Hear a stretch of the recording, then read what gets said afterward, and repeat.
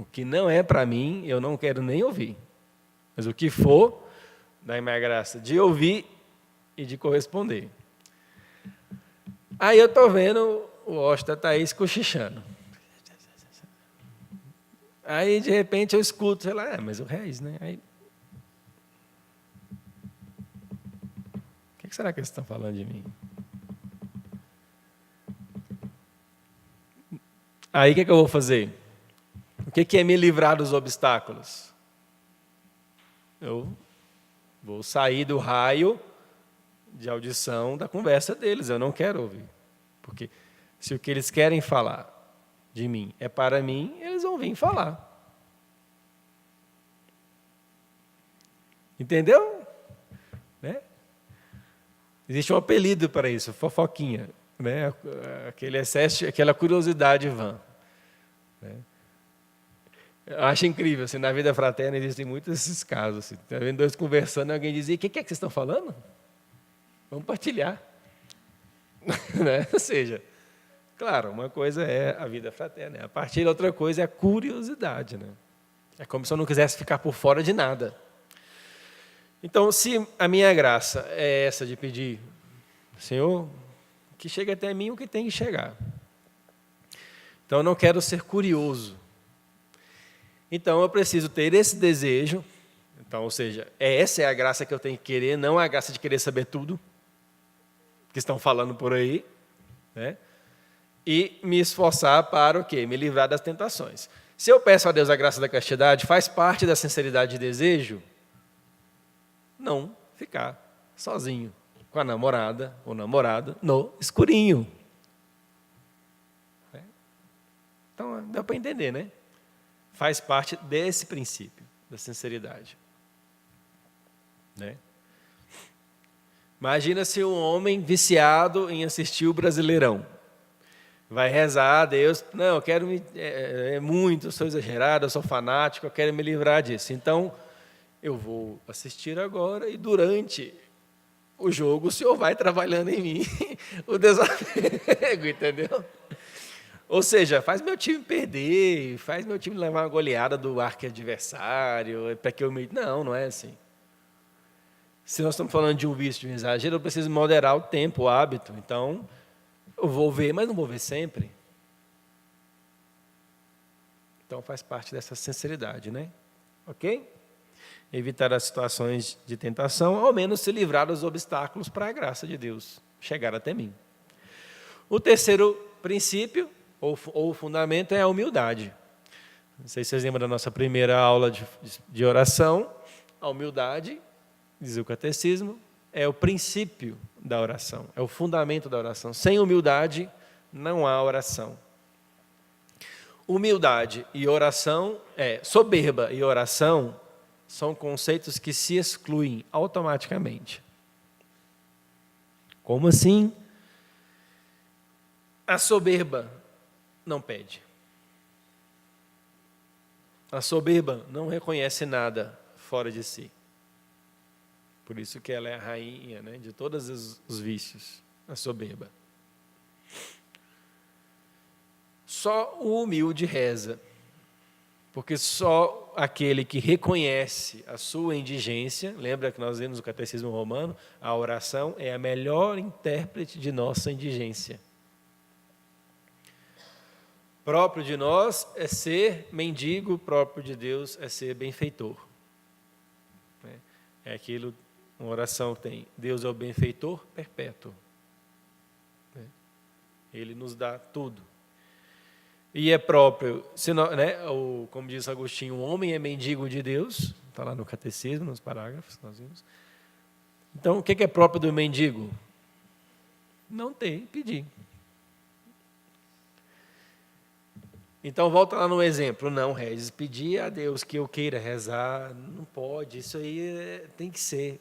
Seja humilde, se você ainda não quer rezar, essa é a sua oração. É interessante quando a gente fala, por exemplo, de uma regra de vida. Eu assumi uma regra de vida e não cumpri-la. Por que é incoerente? Primeiro, porque eu não sou obrigado a assumi-la. Segundo, se eu quero assumi-la, por que eu não quero fazê-la? Então, se o que falta é o querer, eu tenho que pedir o querer. Ah, mas é porque a vida... Não existe desculpa. Nós não temos desculpas para não rezar. Porque nós podemos fazê-la a todo momento. Mas, inclusive, a nossa oração específica, porque todo cristão tem que ter um momento de oração diária. Que seja 10 minutos, ou que seja nos dias, sei lá, você trabalha de plantão, que no dia que você tem plantão seja apenas 10 minutos, meia hora, no dia que você está de folga seja 1 hora, todo dia. Né? Deve ser natural em nós isso, natural. Se não é, nós temos que pedir a Deus que nos ordene, porque isso é natural.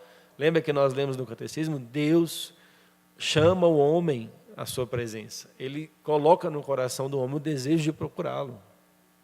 E a oração é onde isso vai se dar de forma sublime, porque a oração é a elevação da alma a Deus. Nós estudamos para rezar. Nós rezamos estudando, nós estudamos rezando. Nós vivemos rezando, nós rezamos para viver. Nós aprendemos a fé para rezar. A oração nos faz crer melhor. Então, se a minha situação é de não querer rezar, gente, não adianta sair tecendo grandes louvores, né? Fazendo várias promessas, eu vou te dar a minha vida. Primeiro, dai minha graça de querer rezar. Essa sinceridade nós temos que ter. Dai minha graça de querer rezar, porque eu não quero. É como Santo Agostinho reza, né? Dai-me a graça de desejar o que tu desejas.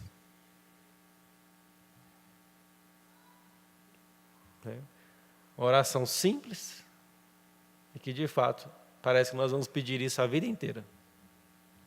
Pode estar lá no terceiro céu, como diz São Paulo, e ainda haverá algum ponto em que a gente vai dizer que eu desejo aquilo que tu desejas. Que eu queira da mesma forma aquilo que o Senhor quer. Humildade. Só o humilde reza, pois só ele reconhece que precisa, só ele reconhece que não tem, e quem tem? Deus, o seu benfeitor perpétuo, o seu Pai, o seu Senhor, o seu Rei, o dispensador das graças. Então, soberba e oração é contrária, porque o soberbo não reza. O soberbo vai pedir a Deus a luz para uma decisão muito difícil? Não, ele acha que já sabe. Eu vou fazer do meu jeito. Porque aqui quem manda sou eu. Né? Então, por isso que a humildade é fundamental. Quarto princípio, a confiança. Quarto princípio da oração, a confiança.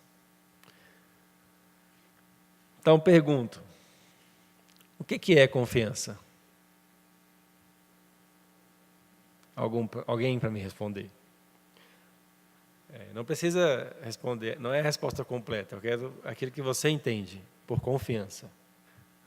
Vamos fazer então uma relação. Acreditar é a mesma coisa que ter certeza?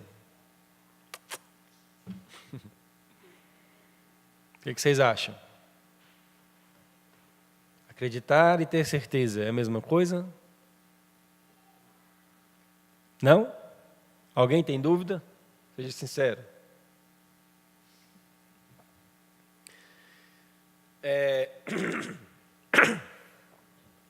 Quando você pede a Deus, vamos falar de confiança deixa eu ver aqui. Vamos lá. Confiança aplicada à vida profissional. Assunto do dia, concurso público. Quando você reza e aplica o princípio da confiança, pedindo a Deus que passe no concurso, você acredita ou tem certeza de que vai passar no concurso?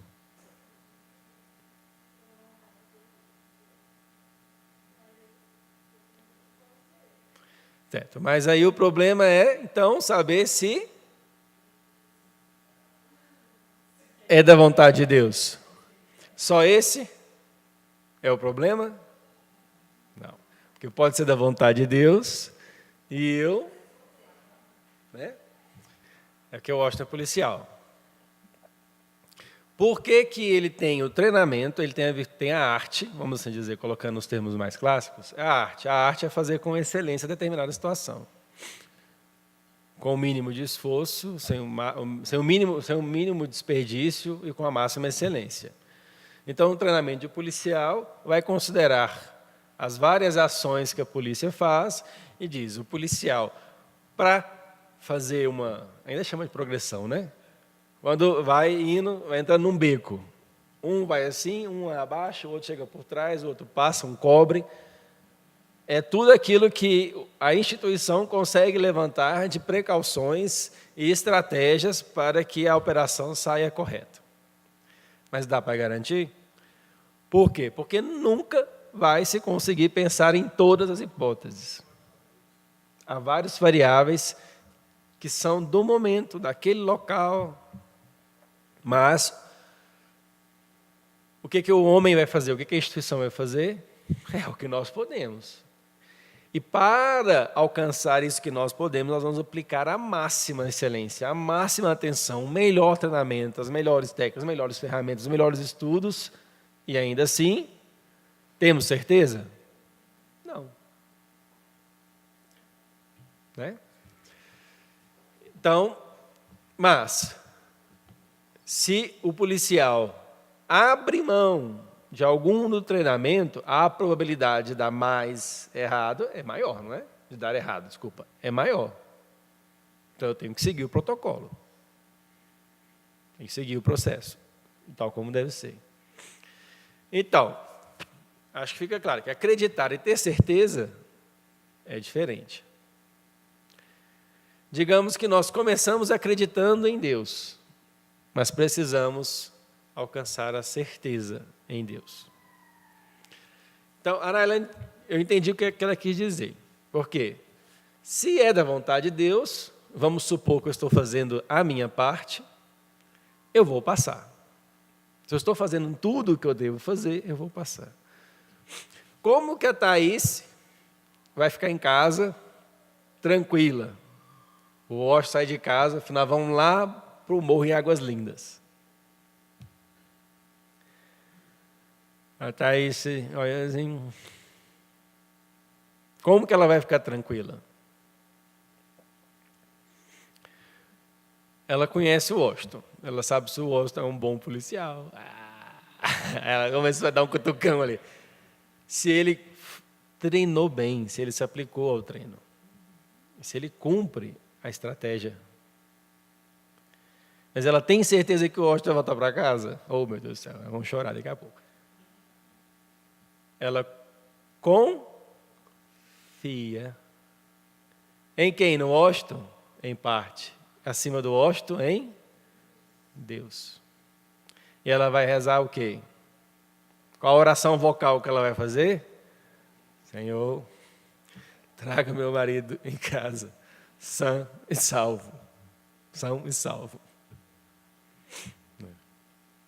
É assim, né, Thaís? Não é aquelas esposas que digam, ô Jesus, aproveita e leva embora. Então, veja que esse exemplo ficou bom, porque ele é dramático, né? Vamos assim dizer. Então, estamos falando de um bem supremo, a vida. Mas, então, entenda que confiança é um nível acima. É um nível acima. Confiança não é acreditar.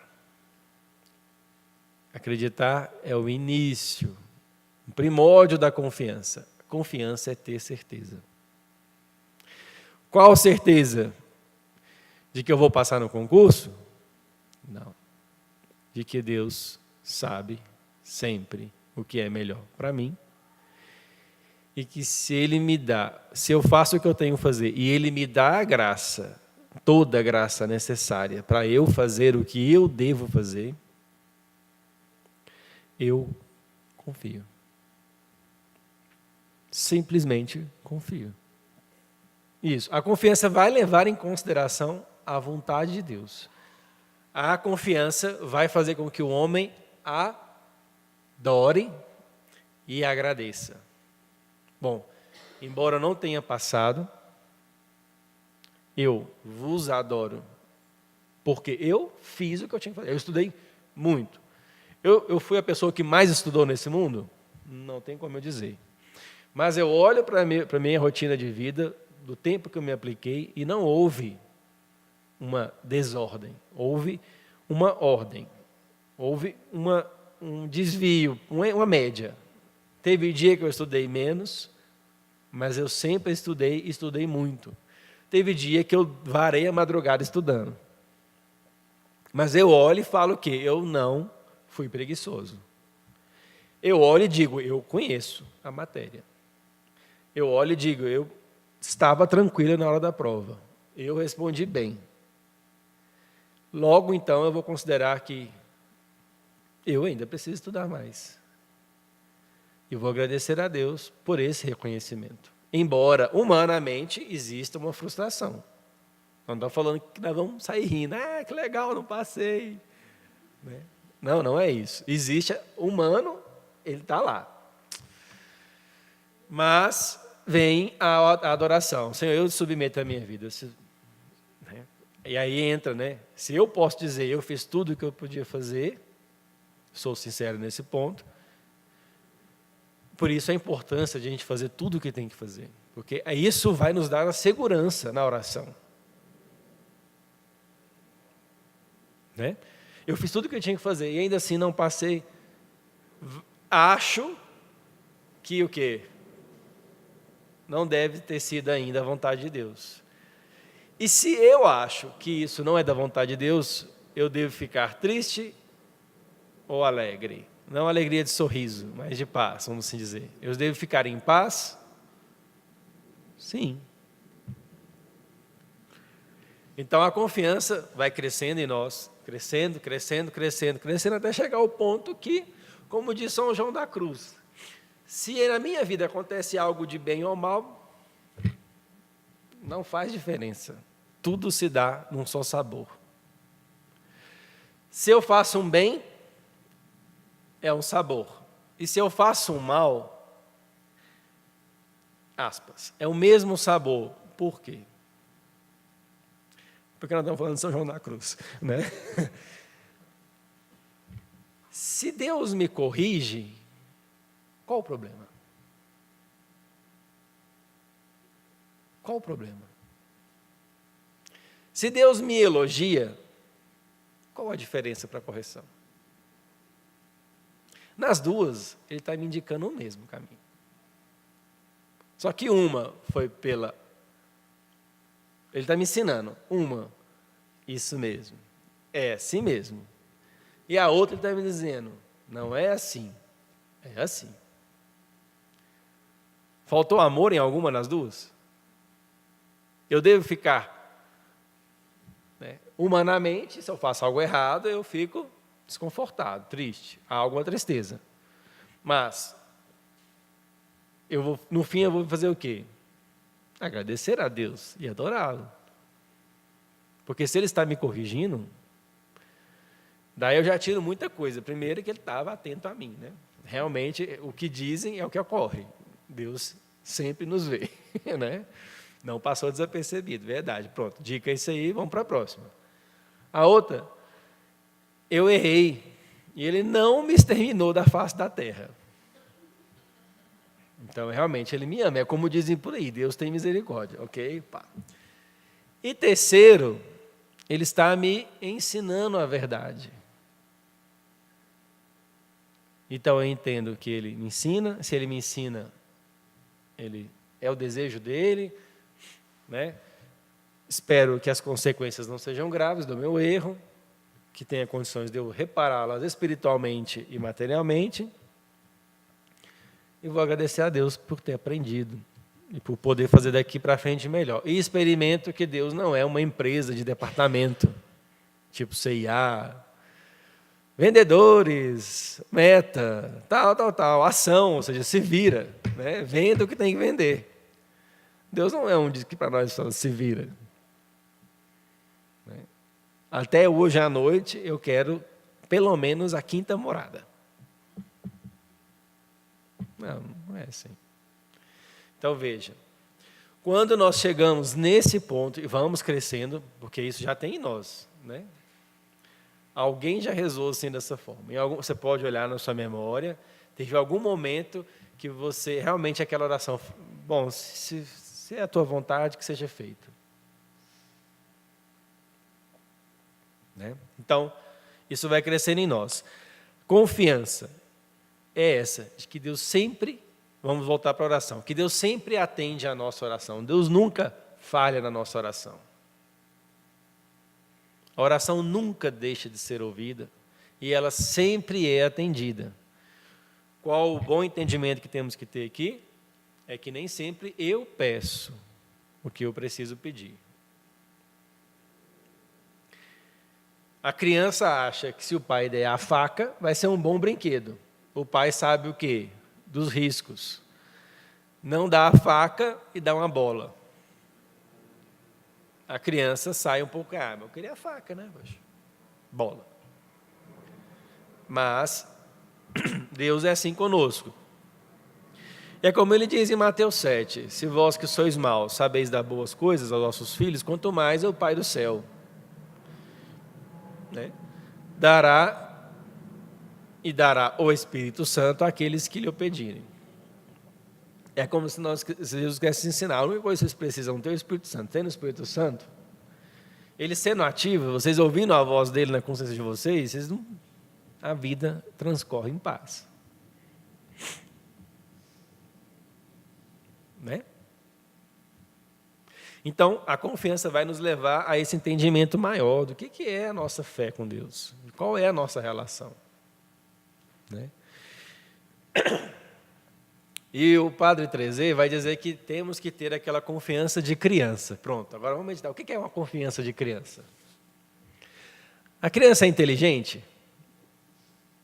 Ela é potencialmente inteligente. Quanto criança, ela é um pouquinho.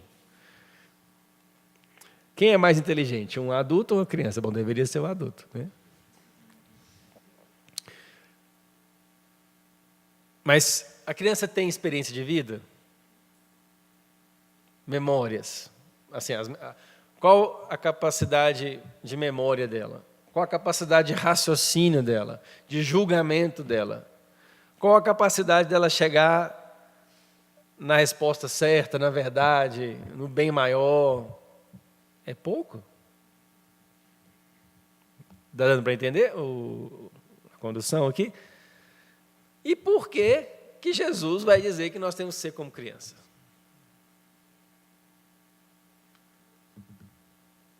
O que ele quer ressaltar das crianças aí? O que vocês acham? Bom, vai construindo aí a resposta.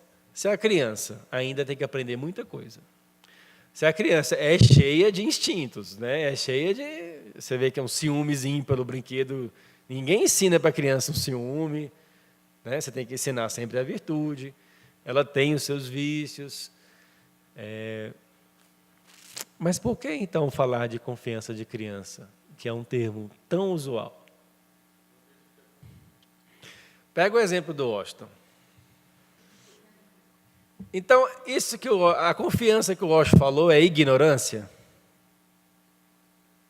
Porque se ela não sabe dos riscos, se ela não sabe da força do pai, se ela não sabe disso, se ela não sabe daquilo, se ela não sabe de nada, ela só vai parecendo ignorância, não é? O que vocês acham? Que ela não sabe de nada e só faz, então é um mecanicismo.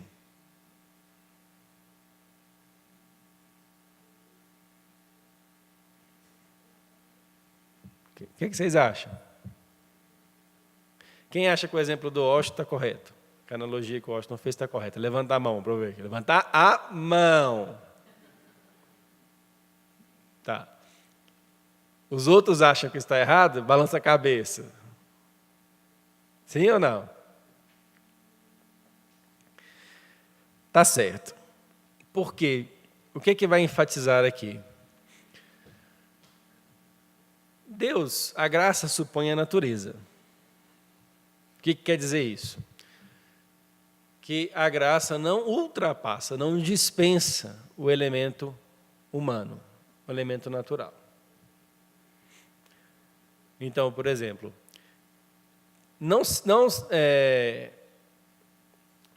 não passar num concurso e ficar triste por isso não significa ofender a Deus. Se logo reconheço que minha vida está nas mãos de Deus, que eu fiz o que eu precisava fazer e que Ele é sempre bom, se não foi agora, uma hora vai ser, eu vou continuar me aplicando. Pronto, estabeleci de novo a paz.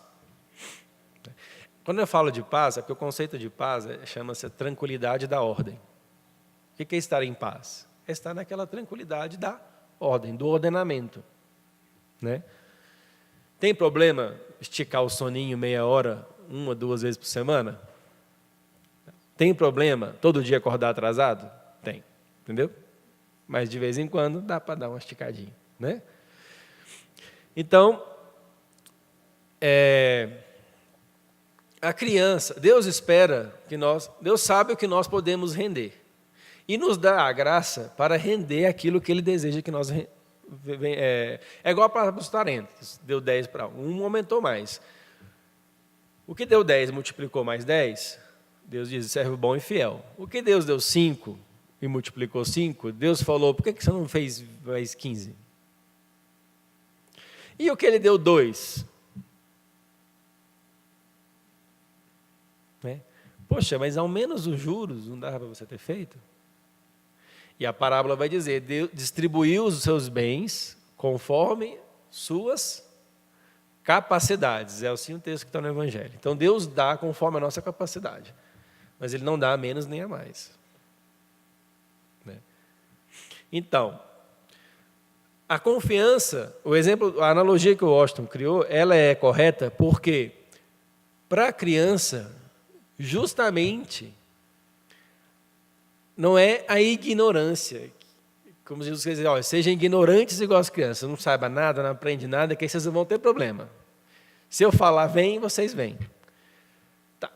Esquece só esse fenômenozinho de não aprende nada, não preocupa com nada, não está nem aí com nada, mas a cada conhecimento, a cada grau que vocês alcançam, a cada conhecimento, a cada passo, reajam como uma criança. Porque nós sempre, quanto mais conhecemos, nós vamos dizer como o filósofo Sócrates. O que Sócrates diz? Só sei que nada sei. Então, embora todo o meu conhecimento, eu conheço o Evangelho de cor. Eu falo o Evangelho de cor. Eu tenho salmos de cor. Eu fiz teologia, eu fiz filosofia, sou formado nisso, eu sou naquilo, e faço isso. Quando Deus pede, vem, eu uso tudo isso para ir, sem questionar. Eu acho que agora dá para ficar melhor, né? Ou seja, não, eu não quero conhecer, porque se eu conhecer, eu vou ficar cogitando e pensando, e pode ser. Não, não é isso. Eu vou conhecer, e o meu conhecimento vai fazer com que eu me lance, né, que foi o exemplo que alguém usou. Então, a confiança é esse se lançar em Deus. Por quê? Porque quanto mais nós conhecemos, quanto mais nós aprendemos, quanto mais inteligentes fomos, quanto mais virtuosos nós fomos, mais será a decisão mais sábia se abandonar em Deus.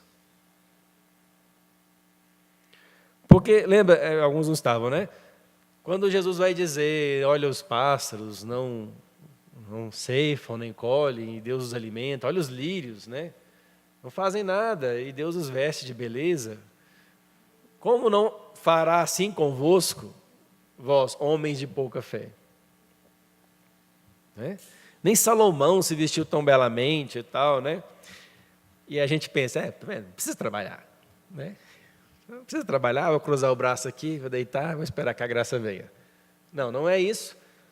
Mas é aquela questão, é inútil atrasar até alta noite o vosso sono e levantar muito cedo, porque Deus nos dá até durante o sono. Eu acho linda essa expressão do salmista, que enquanto nós dormimos, Deus nos dá. Tem até uma prática de cura interior, de pais para filhos, né? que é justamente rezar quando a criança está dormindo. Porque no sono, a nossa consciência e inconsciência, ela está como que abandonada. Ela está passiva, não é? Então, você vai e reza, olha, filho, conversa com essa criança. Aí, alguns creem, né, que aquela oração entra também na criança. Né? Ela está aberta, vamos assim dizer. Então, confiança nesse sentido, confiança de criança nesse sentido. Quanto mais a gente aprende, cresce, se torna virtuoso, mais será sábio se abandonar em Deus. Com todas as considerações e hipóteses, você bate na calculadora e tal, não tem jeito. Né? É igual vocação. Vocação é algo nada matemático. Né? É sempre uma conta absurda, que só a fé explica, como diz Santa Teresinha. Só a fé. Vocação, só o amor explica. Não é não, Jana? Só o amor explica. Mas Deus nos dá a capacidade de calcular, de raciocinar, de julgar, para que eu saiba, eu sei da minha vida o que eu poderia e o que eu não poderia. Eu sei que poderia chegar a ser assim, alcançar tal coisa, que poderia resolver meus problemas, né? Mas mesmo assim eu quero ofertar na minha vida. Né? Vamos pensar no celibato. Né? Então, eu sei, sim, o sexo é bom, a afetividade é boa, tenho certeza que eu iria gostar bastante, né? Tenho certeza que encontraria alguém, tenho certeza que seria amado, amada e que amaria. Tenho certeza que a família é maravilhosa, que os filhos, embora todos os cuidados, é maravilhoso, eu vejo isso, eu tenho quem me testemunhe isso, mas eu ainda assim sou capaz de fazer essa conta do celibato, de entregar a minha vida como um prenúncio do reino dos céus, da realidade eterna. Viver já essa vida, o que viveremos no céu. Né? O casado poderia fazer a mesma coisa. Né? Vocês estão casados, né? É bom que depois que a gente casa para o segundo ano, assim, o celibato se torna uma coisa maravilhosa. Né? Deus vai nos mostrar o seu plano, a sua vontade, e que passa por muitas provas, muitos ajustes.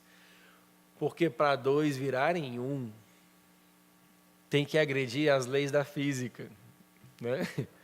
É muito difícil.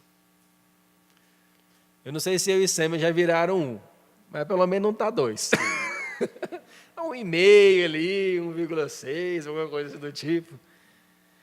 E cada unidade alcançada é uma graça muito grande. Né? Então, eu digo isso porque eu também tive vários problemas, né, nos ajustes e olhava para o celibato e falava, tá vendo? Só por causa do sexo.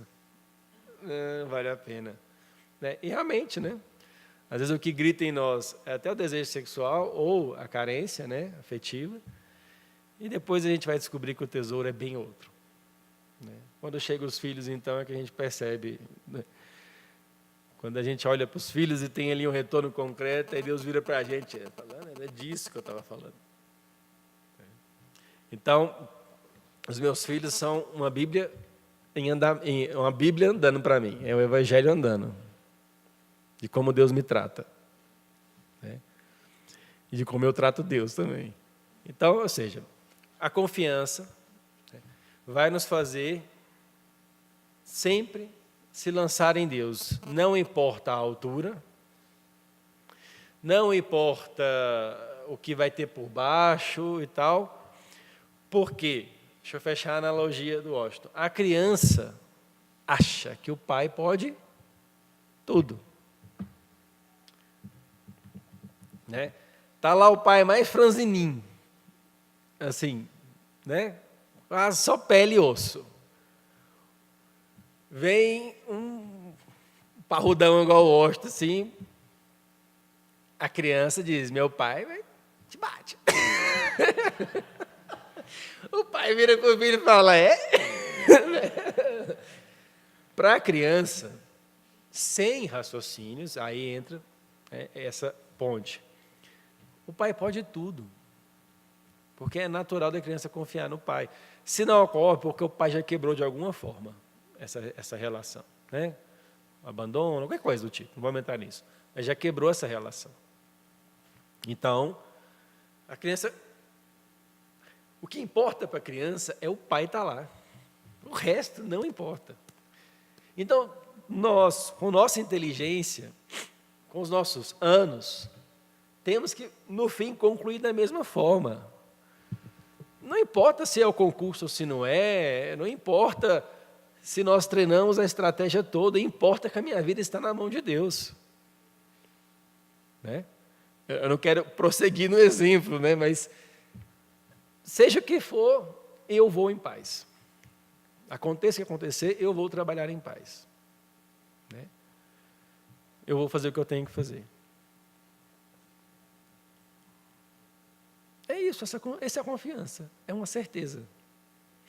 Uma certeza que não está pautada nos acidentes ou nos fenômenos, está pautada no ser que é objeto dela, Deus.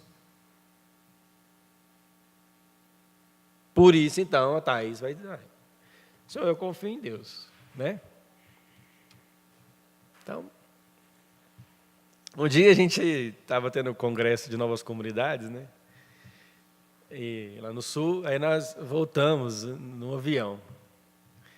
Aí tinha assim bem uns 30 fundadores naquele avião. De Padre Antonello, Gilberto da Obra de Maria, Frei Josué, essas figurinhas aí. Padre Delton, tantos. Aí, no fim lá, a gente conversando uns com os outros, começou a passar uma turbulência, né? Aí eu brinquei, falei, uma coisa eu tenho certeza, esse avião não cai hoje.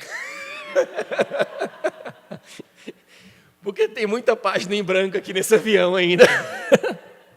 Né? Tem certeza que esse avião não vai cair hoje, né? Pode todo mundo dormir tranquilo e tal. Né? Se eu fosse da tripulação, eu pegaria, queridos passageiros, podem ficar tranquilos, porque no nosso avião há muitos fundadores e tem muita coisa aberta ainda para acontecer. Então, vai chegar. Então, aquela confiança de que minha vida está na mão de Deus. Né? Ela está na mão de Deus. Isto mesmo é uma confiança de criança. Nada vai escapar de Deus. Porém, o exemplo de criança, nós temos que entender que temos que fazer tudo o que nós podemos. E o que a criança pode fazer quando é criança? Quase nada. É automático. Né? Alguém ameaça ela, fala, eu chamo meu pai. Não é não? Automático. Devemos ser, sim, automáticos na nossa confiança em Deus. E o quinto e último fundamento da oração é a perseverança. E nem precisa esticar tanto. É só você pegar a confiança e aplicá-la todos os dias da sua vida. É próprio da oração ser perseverante. E por isso nós entendemos por que às vezes Deus demora a nos dar. O que vocês acham? Deus demora a nos dar? Deus demora a nos dar, talvez propriamente, aquilo que nós estávamos pedindo. Um namoro, por exemplo. Mas Ele já não está nos dando na espera? Quem entende isso vive assim, o encalhamento na vida amorosa de forma muito tranquila. O Senhor está me preparando. Jesus, prepara logo. Como dizia aquela musiquinha, né, que não é muito bem, não é de Santa Teresinha, mas começa com uma frase dela, faz do meu nada amor, né? Mas tudo podes em mim, num teu único olhar. tudo em mim mudará. Sim, Jesus, num único olhar me prepara logo para esse namoro. Jesus, basta uma palavra sua e eu passarei nesse concurso. Eu creio, né? Eu tenho fé. Então, a perseverança vai dizer desse abandono em Deus em todo o tempo. Aí, mesmo que os sinais não nos venham. Por exemplo, eu rezar pela conversão de alguém. E eu não vejo sinais de conversão naquela pessoa. Só está na bagaceira, só na balada, só na quebrada. E eu rezando, jejum, penitência, e só na bagaceira. A perseverança entra aí. Porque o seu pedido, ele é justo. Rezar pela conversão de alguém é algo certo que Deus quer. Rezar para passar no concurso é algo subjetivo. Rezar pela conversão de alguém é algo objetivo. Objetivamente é essa a vontade de Deus. Ou seja, a vontade de Deus está no próprio objeto da oração. Quando quer dizer subjetivo, significa que depende do sujeito para quem eu rezo. Porque para um concurso é bom, para outro não. Lembra do exemplo que eu dei, do que é próprio da vontade de Deus? O Washington é policial. Então, ter uma arma é próprio do Washington? Sim, é dele. Então, tem coisas que são subjetivas, é bom para um, não é bom para outro. É igual pensar numa dieta. Eu vou fazer uma dieta. A mesma dieta para um vai ser para outro? Não.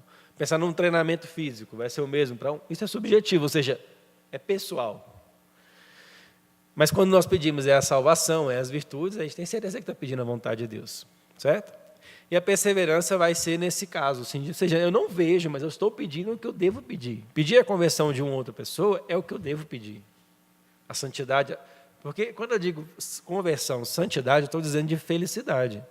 É porque nós ainda não fazemos a ponte. Para nós, santidade e felicidade é algo diferente. A gente acha que felicidade significa bem-estar. E felicidade é muito mais do que bem-estar. O próprio conceito de felicidade é a amizade com Deus. Né? Está no próprio conceito, essa amizade com Deus. Ser feliz é fazer o que tem que fazer. Não é assim que a gente é feliz? Né? Você chega em casa, a casa está uma bagunça. Poxa, começar a arrumar um negócio é difícil, né? Mas quando termina? Né? A esposa vai arrumar a casa, né? Quando termina que está limpinha, aí o marido chega, espero que chegue e diga, nossa, como a casa está limpa e organizada. A mulher, valeu a pena. Né? Quando faz uma comida, aí os filhos dizem, mãe, está uma delícia. Né? Não?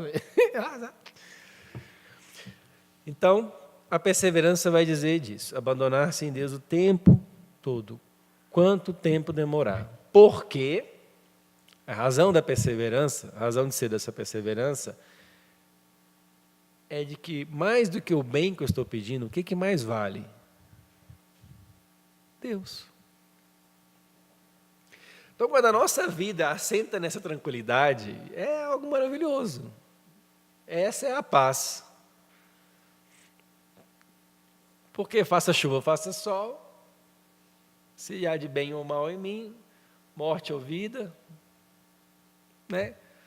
Não é que o nosso humano vai reagir sempre da mesma maneira, mas no fundo, quando a gente vai para a oração, quando a gente raciocina e entra a fé, a esperança e a caridade, a gente fica em paz.